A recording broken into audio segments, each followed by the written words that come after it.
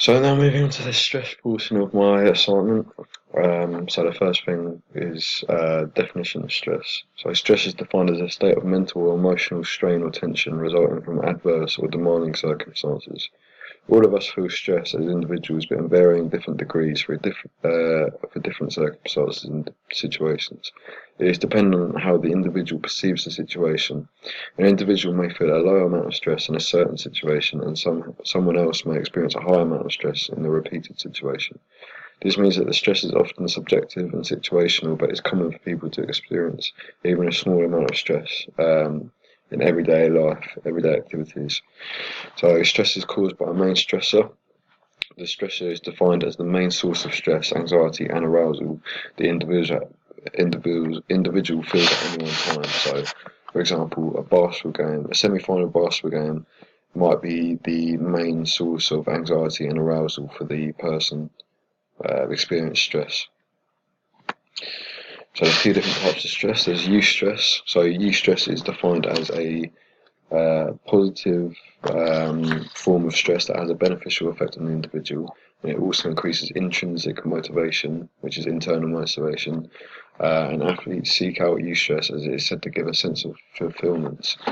Intrinsic motivation is stuff like,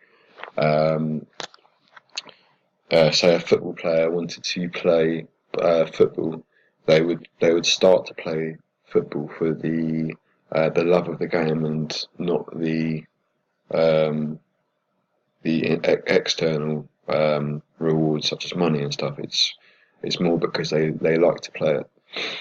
So an example of eustress would be for a runner may take part in a marathon because they know it will be challenging, but afterwards they will have a sense of fulfillment after completing it. So a marathon is seen as a very hard thing to do.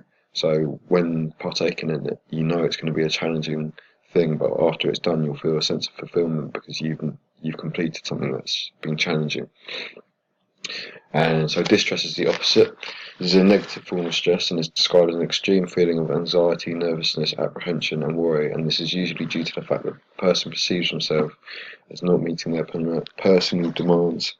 And an example of this is someone that feels extremely anxious and nervous before a sports match, and this might impact their performance in a negative way because, so say someone is nervous before a sports match, well, they're distressed before a sports match because they're nervous or anxious or apprehensive about what's going to happen in the sports match. Maybe because of the severity of the game, or maybe because of their uh, predisposition to perceive situations um, as a threat. But is subjective. So causes for stress. There are many causes for stress, and these can either be internal or external. And this means that either the stress is acting externally against the person, for example, your car breaking down on your way to a job interview, or depending on how you perceive the situation, you experience a varied degree of stress depending on the individual. Internal stress, on the other hand, is stress that can be things such as anxiety, lack of sleep, and illness. Um, so other causes for stress could be personal, occupational, and in a sports environment. Most of these are everyday situations that people experience, meaning that most people experience stress of some degree in every part of their day. So effects of stress on the body. So sympathetic nervous system. Symptoms from the sympathetic nervous system are that the body's heart rate, breathing rate, heat production, metabolism, increased muscle tension, and many more symptoms increase. So all of those things I just listed, they increase.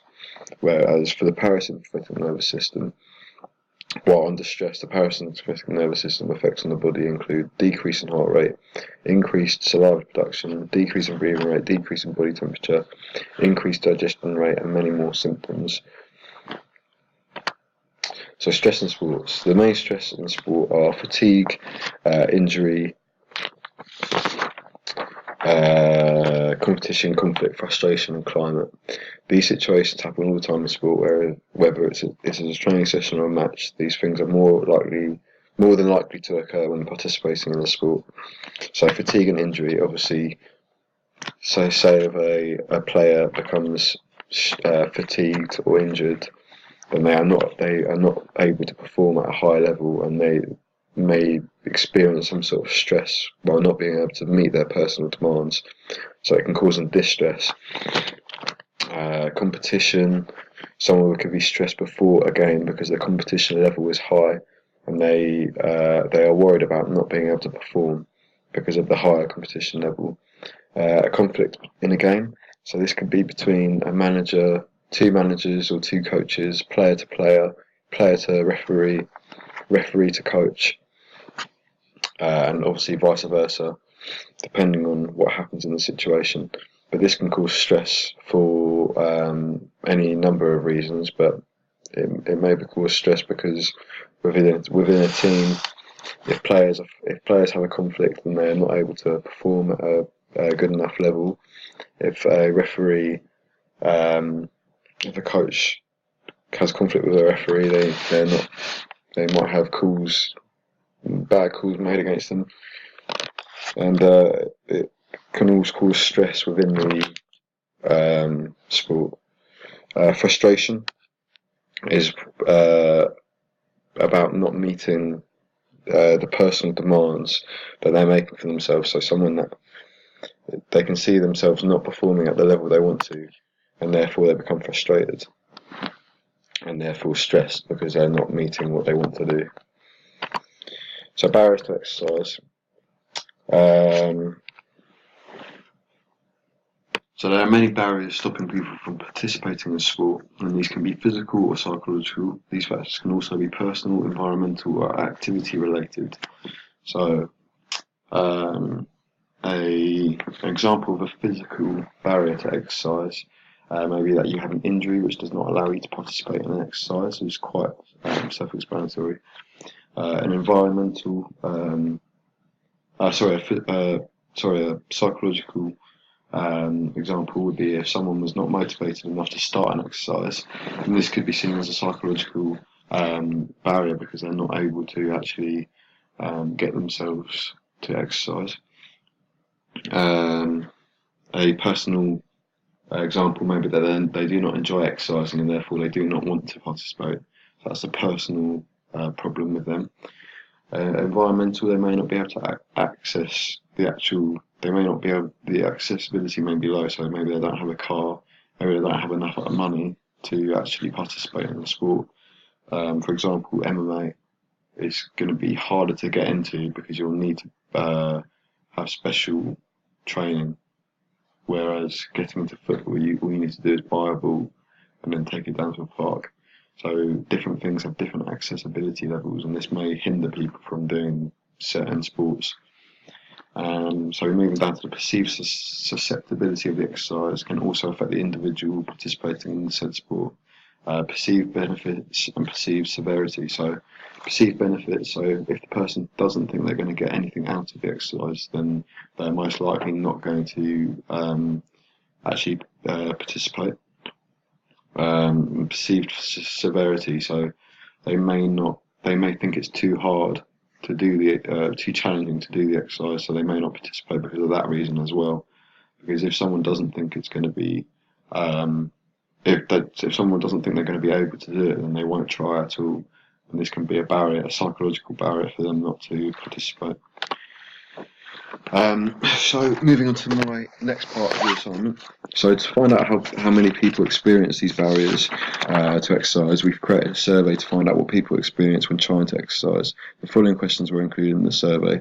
So how often do you exercise? How long do you exercise for? What are the reasons for starting exercise? What influences you the most to exercise? Would you start a new exercise if you found it challenging? Do your friends influence your sport of choice? Have you ever taken part in an exercise program? If so, why did you start the exercise program? Did you quit the exercise program after joining? If so, why? Do you know the benefits of exercise? Would you start exercise if you knew it reduced risk of a particular disease? What would you stop you from participating in the sport, and why does this stop you from participating? So moving on, I'll come back to the survey in a minute. I'll link it to these models. So a trans-theoretical model states that there are 6 stages for people to start exercise and maintain it. So as we can see, the pre-contemplation stage, they're not aware, they're uninformed, and they've got no intention to change and start exercise.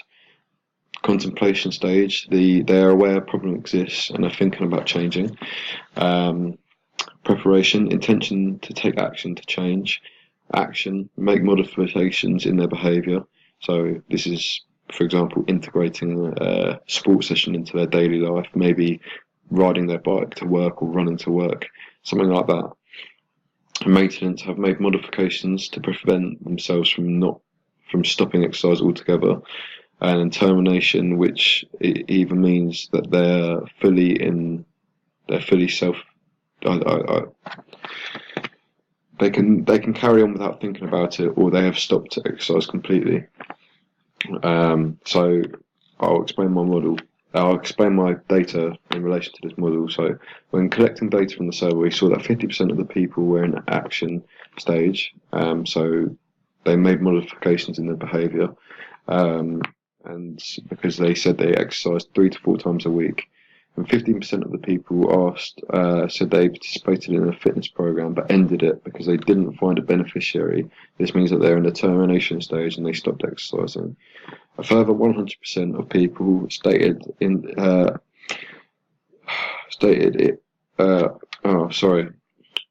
further 100% of people stated if there wasn't problems hindering them from exercising, then they would exercise, after being asked the reasons why they would not be able to exercise, meaning they are in the contemplation stage. So moving on to my next theory, is the theory of planned behaviour. So this theory states that you need all 3 of these things on the left: attitude, social, subjective norm, perceived behavioural control, to have the intention of changing your behaviour.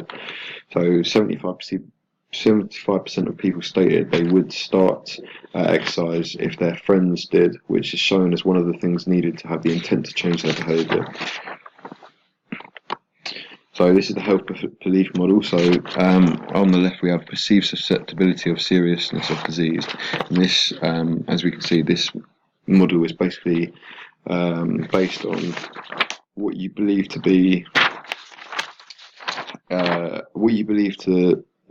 how important is it to keep your health.